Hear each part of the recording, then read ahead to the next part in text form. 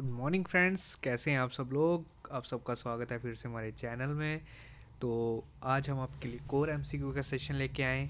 तो आज का जो हमारा टॉपिक रहने वाला है वो सेम है लास्ट टॉपिक की तरह, जिसमें हमने इन्वायरमेंट, इकोलॉजी और बायोडाइवर्सिटी का टॉपिक जो है वो डिस्कस किया था। आज हम उसी का सेकंड पार्ट जो है वो डिस्कस करेंगे आप सभी बच्चों के साथ। तो लास्ट वीडियो भी बच्चों ने देखी थी। तो लास्ट वीडियो जिन बच्चों ने नहीं देखी है उनके लिए ये है कि आप कमेंट सेक्शन में, सॉरी डिस्क्रिप्शन में जाइए, वहाँ पे जाके वीडियो देख लीजिए। लिंक मिल जाएगा आपको चैनल पे भी, आप वहाँ से जाके एमसीक्यू सेशन देख सकते हैं। और जो भी बच्चे जेके एसएसबी के एग्ज़ाम की तैयारी कर रहे हैं आने वाले, तो आपको हमारे चैनल पे सब मटेरियल जो है वो मिल जाएगा। आप हमारे चैनल पे विजिट कीजिए, वहाँ पे एमसीक्यू का सेशन अटेंड कर लीजिए। ओके। जो बच्चे इसके अलावा जो बच्चे बॉर्डर बटालियन के एग्ज़ाम की तैयारी कर रहे हैं उनके लिए मॉक टेस्ट भी हमारे चैनल पे अवेलेबल है। तो आज की वीडियो बहुत इंपॉर्टेंट रहेगी, जिसमें हम इंपॉर्टेंट जो क्वेश्चन है वो डिस्कस करेंगे। तो वीडियो को लास्ट तक ज़रूर देखना। और मेरी सभी बच्चों से ये रिक्वेस्ट है, जो भी बच्चे पहली बार हमारे चैनल पे विजिट कर रहे हैं, प्लीज़ हमारे चैनल को ज़्यादा से ज़्यादा सब्सक्राइब करो और ज़्यादा से ज़्यादा हमारे चैनल को शेयर भी करो। मैंने सभी बच्चों के साथ ये पहले भी ये बात डिस्कस कर दिया, फिर से कर लेता हूँ कि हमारे चैनल जो है वो टारगेट लेके चल रहा है 20K का। तो ये तभी जो है हम अचीव कर पाएंगे जब आप सभी बच्चे हमारा साथ देंगे। ठीक है, मुझे आप सभी बच्चों की सपोर्ट चाहिए। बाकी हमसे जितना हो सकता है हम आप सब बच्चों के लिए करेंगे। ओके, तो स्टार्ट करते हैं हम आज की video. Yes, question number first और सेकंड देखते हैं क्या कह रहे हैं। यस, क्वेश्चन नंबर फर्स्ट कह रहा है which are the following is least likely to be an effect of a global warming. ठीक है, देखिए चार ऑप्शन हमारे पास दिए हुए हैं, ए बी सी या डी। तो इनमें से पूछा है कि इनमें से कौन सा ऑप्शन ऐसा है जिसकी वजह से सबसे कम इफेक्ट जो है वो देखा जाता है किसमें, ग्लोबल वार्मिंग में। ठीक है, सबसे कम इफेक्ट करता है जो ग्लोबल वार्मिंग को।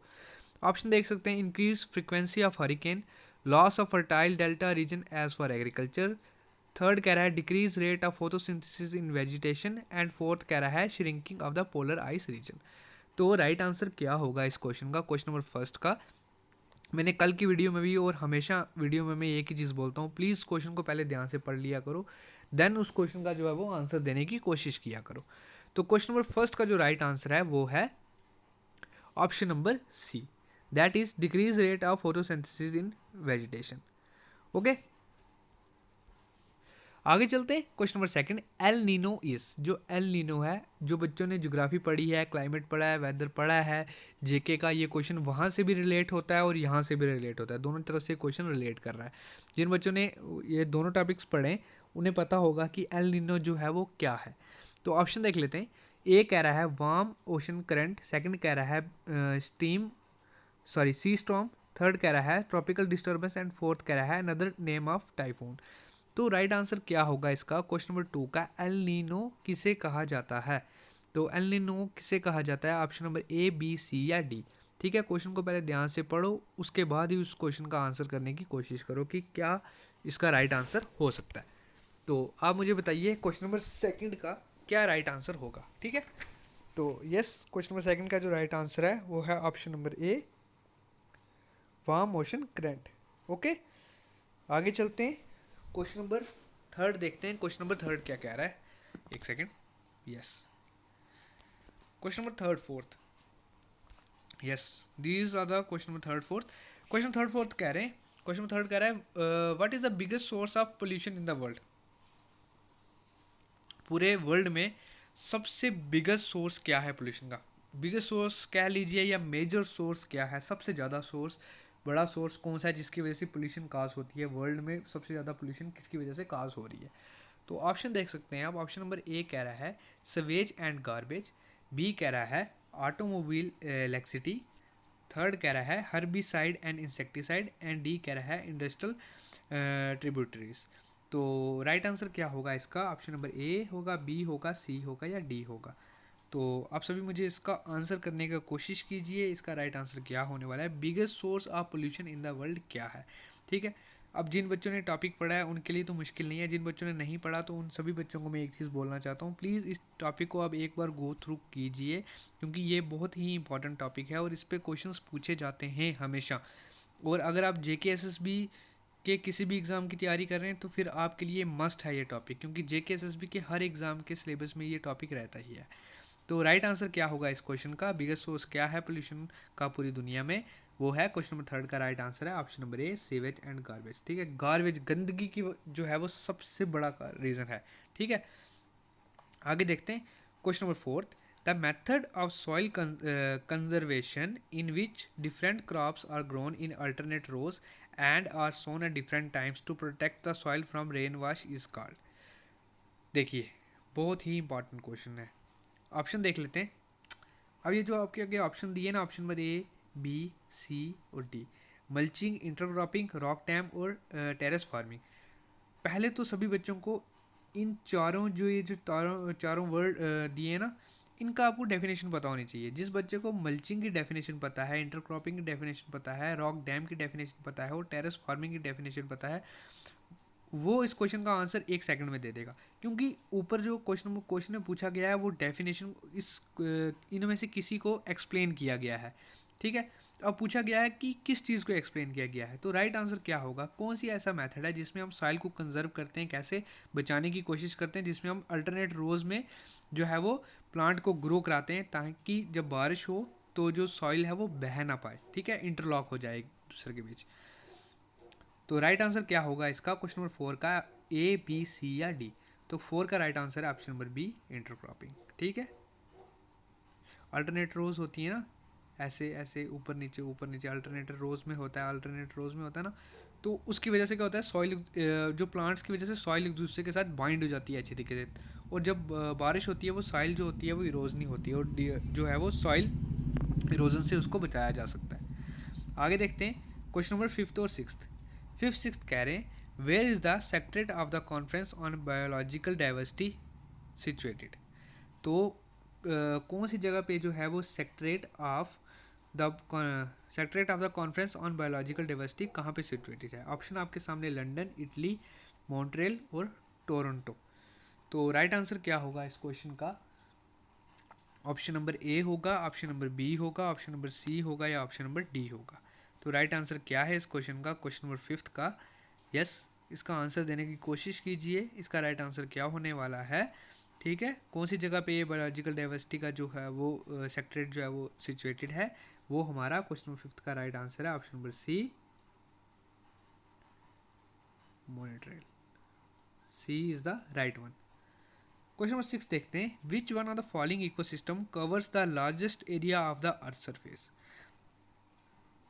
इसमें मुझे नहीं लगता आप बच्चों को कुछ बताने की ज़रूरत है, मुझे लगता है कि ये इस क्वेश्चन का आंसर 99% बच्चों को पता होगा। ठीक है, और जिन इस क्वेश्चन का आंसर जिस बच्चे को नहीं पता, तो प्लीज़ मैं उस बच्चों को बोलता हूँ कि प्लीज़ आप इस टॉपिक को प्लीज़ एक बार गो थ्रू कीजिए। ठीक है, बहुत ही इंपॉर्टेंट टॉपिक है और इस पर कोई ज़्यादा इतने मुश्किल क्वेश्चन नहीं है। मैंने लास्ट वीडियो में भी ये चीज़ आपके साथ डिस्कस की है कि इस टॉपिक पे ज़्यादा से ज़्यादा आपको डेट्स पूछी जा सकती हैं। ठीक है, या किसी साइंटिस्ट का नाम पूछा जा सकता है, और बाकी जो चीज़ें हैं वो सिंपल डेफिनेशंस हैं।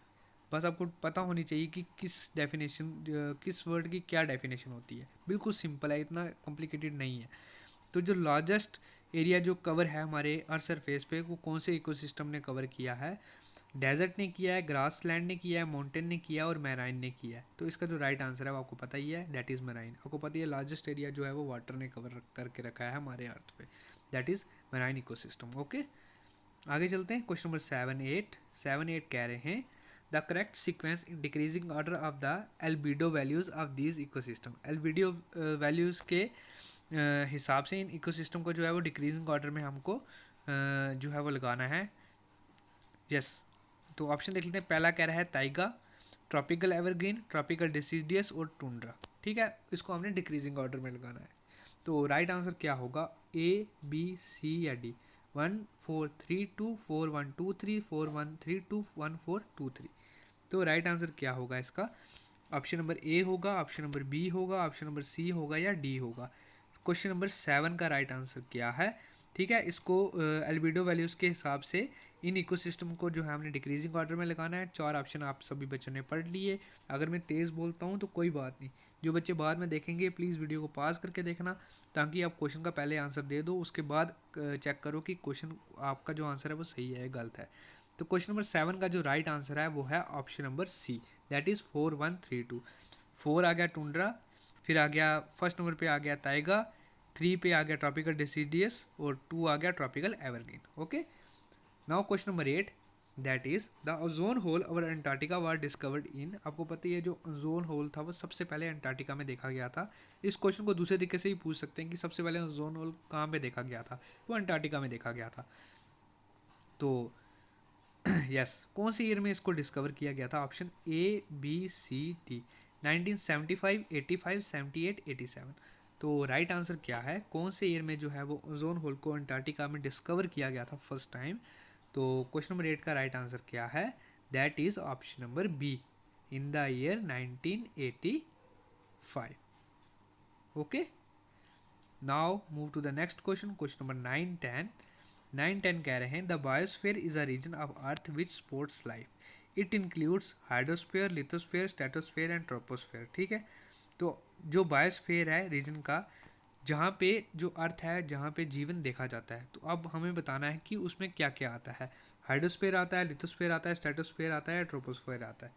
तो इनमें से क्या क्या चीज़ जो वहाँ पे आती है? यस, क्या इसका राइट आंसर होगा? ऑप्शन नंबर ए होगा 1 एंड 3, 1 2 4, 1 4 2 3 एंड 4। तो राइट आंसर क्या होगा इस क्वेश्चन का? Option number A B C या डी। बायोस्फीयर जो रीजन है अर्थ का जहाँ पे जीवन पाया जाता है, वहाँ पे क्या क्या होता है, उसके बीच क्या क्या आएगा? Biosphere, hydrosphere, sorry hydrosphere, lithosphere, stratosphere या ट्रोपोस्फीयर। तो इसका जो राइट आंसर है क्वेश्चन नंबर 9 का, वो है ऑप्शन नंबर फर्स्ट, पहला आएगा हाइड्रोस्फीयर। यस, ठीक है, फिर आएगा सेकंड नंबर पे आएगा हमारा लिथोस्फीयर, उसके बाद आएगा फोर्थ ट्रोपोस्फीयर, स्ट्रेटोस्फीयर नहीं आएगा। ओके, आगे चलते हैं question number 10, that is of the solar energy coming into the biosphere what percent of its actually used in the photosynthesis. और इस क्वेश्चन को थोड़ा सा कॉम्प्लिकेटेड करके पूछा गया है। इस क्वेश्चन को हम सिंपल लैंग्वेज में समझेंगे कि फोटोसिंथेसिस का जो प्रोसेस प्लांट्स में देखा जाता है, उसमें कितने परसेंट जो है वो सोलर एनर्जी जो है वो कंज्यूम की जाती है। बस सिंपल क्वेश्चन जो है वो यही है। हमें परसेंटेज पूछी गई है, amount of the solar energy consumed by the plant during the process of photosynthesis. ठीक है, ओके, ऑप्शन कह रहे हैं, ऑप्शन नंबर ए कह रहा है less than 1, between 1 and 15%, between 15 and 2%, more than 2%। So friends, which one is right for this question? Option number A B C या D. तो how much amount of the solar energy used by the plant during the process of photosynthesis? That is question number 10 and the right answer is option number D, more than 2%. Okay, yes, move to the next question, question number 11 and 12। which of the following environment supports the growth of mangrove swamp। ठीक है, कौन सा environment जो है वो support करता है mangroves को? ठीक है, तो ऑप्शन देख लेते हैं। सिंपल यही पूछा गया है कि कौन सा एनवायरनमेंट सपोर्ट करता है मैनग्रोव। आपको पता है मैनग्रोव जो प्लांट्स कहाँ पे ग्रो करते हैं, सभी बच्चों को इसके बारे में पता ही होगा। ठीक है, तो ऑप्शन देख लेते हैं। ए कह रहा है टाइडल फ्लैट, मॉनसून, इक्वेटोरियल या मिक्स्ड। तो कौन सी जगह पे जो होते हैं ये सपोर्ट करता है ये मैनग्रोव स्वैम्प को? ऑप्शन नंबर ऑप्शंस आपने देख लिए हैं, option number A B C या D. So friends, which one is right for this question, whether option A B C या डी? तो क्या होना चाहिए इसका आंसर क्वेश्चन नंबर 11 का? क्वेश्चन नंबर 11 का जो राइट आंसर है वो है option number A, that is tidal flat. और हमारे इंडिया में आपको ये गुजरात, वेस्ट बंगाल वाले एरिया में आपको दिख जाएगा, जहाँ पे ये आपको मैनग्रोव ज़्यादातर गुजरात वाले एरिया में आपको दिखेगा। ओके, आगे देखते हैं। यस, गुजरात और West Bengal, I think so, मुझे अभी याद नहीं है, लेकिन मेरे हिसाब से गुजरात वेस्ट बंगाल वाला एरिया होगा, यही होगा जहाँ पे टाइड्स आती हैं। उसी एरिया में ये मैनग्रोव्स का जो होता है स्वैम्पी एरिया कहा जाता है उन्हें, यहाँ पे इनकी ग्रोथ होती है। Yes, question number 12, the first protocol to ban the emission of chlorofluorocarbons in atmosphere was made in। पहला प्रोटोकॉल जो बनाया गया था जिसके द्वारा बैन किया गया था क्लोरोफ्लोरोकार्बन्स का, जिससे इन्वायरमेंट को बहुत ही ज़्यादा नुकसान होता है, वो कहाँ पे इसका प्रोटोकॉल जो था वो फर्स्ट इंट्रोड्यूस किया गया था? तो ऑप्शन आपके सामने है। ऑप्शन नंबर ए मॉन्ट्रियल, ओसाका, जेनेवा या फ्लोरिडा। Yes, Florida. तो राइट आंसर क्या होगा इस क्वेश्चन का? ऑप्शन नंबर ए होगा, ऑप्शन नंबर बी होगा, ऑप्शन नंबर सी होगा या ऑप्शन नंबर डी होगा? तो क्वेश्चन नंबर 12 का जो राइट आंसर है वो है option number A, Montreal. Okay, next question number 13-14। Yes, question number 13 is the cause of reduction of forest coverage is, ठीक है, क्या काज है रिडक्शन का, किसका, फॉरेस्ट का। तो ऑप्शन देख लेते हैं। एक कह रहा है agriculture, manufacturing industry, rising population या टूरिज्म एंड पिलग्रिमेज। तो आपको पता ही है कि जो फॉरेस्ट का जो परसेंटेज है वो दिन ब दिन घटती जा रही है। वही पूछा है कि क्या सबसे बड़ा रीज़न है जिसकी वजह से फॉरेस्ट की पॉपुलेशन है जो है वो आस्ता आस्ता जो है वो कम होती जा रही है। तो रीज़न आपके सामने 4 ऑप्शंस दिए हुए हैं, इसका राइट आंसर हमें बताना है। तो इसका राइट आंसर आपको सभी बच्चों को पता ही होगा, that is rising population. Okay, question number 14, what is the benefit of rain water storage. जो हम रेन वाटर को स्टोर करके रखते हैं उसका सबसे बड़ा बेनिफिट क्या है। तो ऑप्शन पूछे आपके सामने ABCD। ऑप्शन देख लेते हैं। Recharging ground water level, second कह रहा है रिस्पाइट फ्रॉम फ्लड्स, थर्ड कह रहा है reduce the scarcity of water and fourth कह रहा है protection from the soil erosion. So friends, which one is right for this question. Option number A, B, C and D। So what is the main benefit for the storage of rain water, that is. तो क्या इसका right answer होगा question number 14 का। Yes, question number 14 का जो right answer है वो है option number A, recharging ground water level. Okay, आगे चलते हैं। क्वेश्चन नंबर 15-16 कह रहे हैं when was the world wild life fund founded. World wild life fund जो था वो कब बनाया गया था, ठीक है। तो ऑप्शन देख लेते हैं। ऑप्शन नंबर A कह रहा है 1969, 1992, 61 एंड 65।